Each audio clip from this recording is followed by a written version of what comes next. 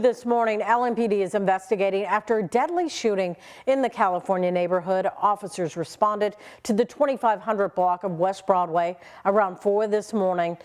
This is a block away from the Kroger that's on South 28th Street. Police found a man had been shot. He died at the scene. Also new, a man is dead after a shooting in Okolona. LMPD says it happened around 1:15 in the 7400 block of Egypt Lane. That's not far from Preston Highway and the outer loop. When officers arrived at that scene, they found a man that had been shot inside a vehicle. He also died at the scene. At this time, there are no suspects in either incident. Anyone with information is asked to call the anonymous tip line at 574-LMPD, and you can also use the online portal. We'll take a look at the mess left behind in southern Indiana from an EF1 tornado yesterday. The National Weather Service confirmed one touchdown in Clark County, Indiana, and another in north central Kentucky. WHAS11's Connor Steffen, meteorologist Reed Yaden, and photojournalist Aspen Hester covered the damage.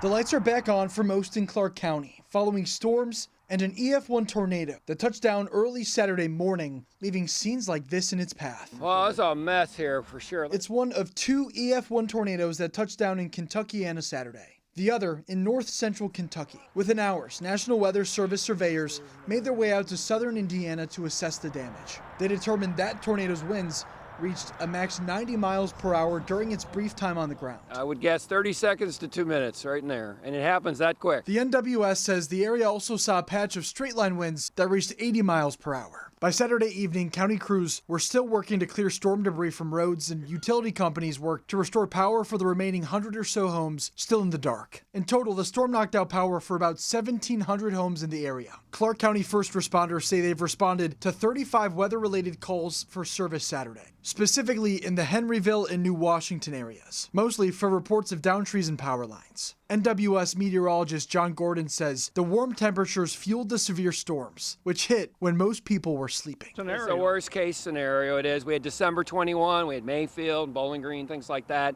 Folks, just have a way to receive your warning. Be prepared. You never know when this is going to happen. When it gets warm, better have a plan at night. This homeowner is still shaken up from the experience. He says it started with flooding in the basement before his home's roof caved in, just feet from where he was standing at the time. In his backyard, you can see a heaping of debris, parts of what was his front porch. Joined by family, he's just starting the cleanup process, but feels thankful to have made it out alive. Connor Steffen, WHAS11, on your side. And it's always important to stay weather aware, of course. Download the free WHAS11 app to get alerts when severe weather moves through the area. And if you lose power, you can also stream our newscast on that same app. Well, a ruptured gas line started a fire in two southern Indiana homes just after 5:30 yesterday morning. The Highlander Fire Department in Floyd's Knobs responded to a gas fire on Fairway Drive. Now, fire officials say crews found a natural gas fire blazing out of the ground. According to surveyors, the leak and fire spread to the house across the street. Both homes were evacuated and the fires have been put out.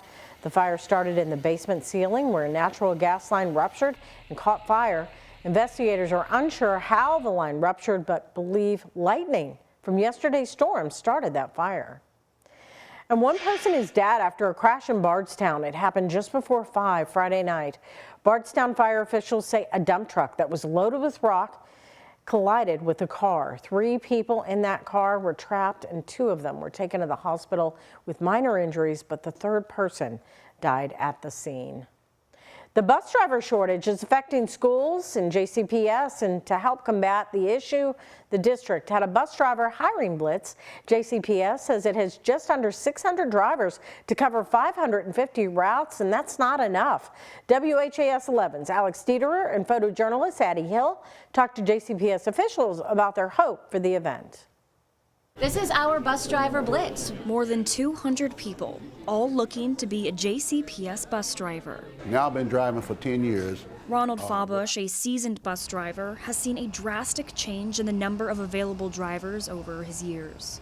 When I first came in, we had a little bit more drivers, but now, for some reason or another, it's not that many. But we need more drivers, and the more drivers we have, it's easier for everybody. JCPS has 575 bus drivers that transport 65,000 students.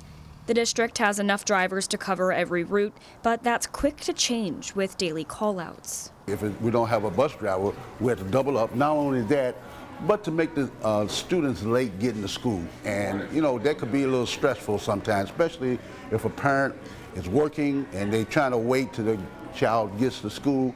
So the more drivers that we have, the lot easier.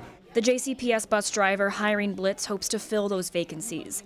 JCPS spokesperson Carolyn Callahan says the blitz gave people a chance to turn in an application, get DOT physicals done, and talk in person with other drivers. She says before the doors even opened, there were people lined up outside ready to apply. The number one thing we're hearing from them is we want to help the kids. We've seen what's going on and we want to help get kids safely to and from school. So it gives us hope that we're going to be able to hire a good number of bus drivers from this event. Alex Dieterer, WHAS 11 on your side. And in Frankfort, a new bill aims to alleviate the bus driver shortage. It would allow non-school bus vehicles to be used for student transportation. And this means the district could use vans and other schools-owned vehicles for student transportation. Now, Senator David Yates sponsored the bill, believing it will save the district money and make bus routes more efficient. This is not an urban issue. It's not a rural issue. This is a Kentucky student transportation issue. It's a simple fix. And we're in transportation right now. It's been assigned to transportation. I believe that we should get moving on it.